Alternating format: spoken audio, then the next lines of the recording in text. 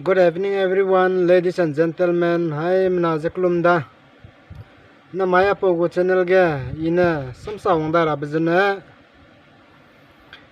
Kaching mating ga anui po pai ma kade pere lung ba rehe bam batak za.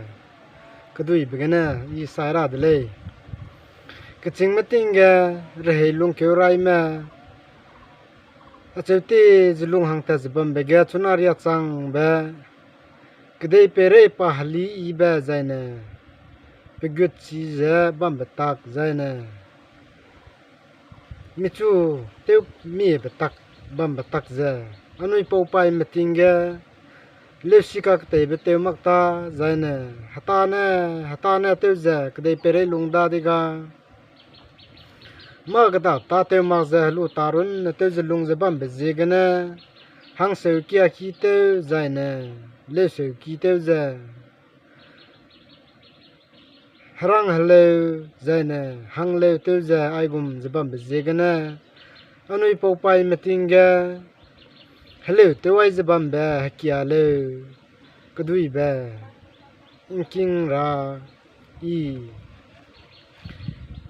kai gulei zaina hakia leu ka chebez du mi songa lamoi kagana hakia leu gaza duilang ba leu mi pau me pai re helung keurai betingna teu tiak leu za kai gulei zaina hakia leu ga rahang na te do dui ba pan sui la moi le me ten do dui ba pan sui la moi zaina hello sambam gna te gadat kai bra ma mi songa bam bezi gna apon sui za anui ning si adle zaina halu ta te za sokam la nai zaina tum zaina pui ka che bra ma za halu ta te lu za mpui ki ga nguan zang gai nei gua chang gai nei zaina tatka gai nei za tingmui heleu ri ge za pe ko kai lu da di ga kaba bi hi ga du ma kada du ning reu ta di za mpui ki gen zang gai nei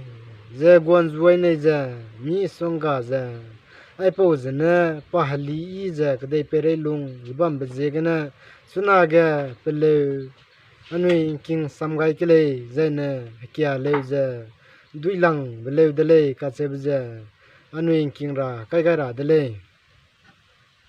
chu ke kep nai wang chu ke naram ting nai sa seu ning chu puilu ram sing sai wang nei le namaya pogo channel pi zakang kim le na hai mna do to da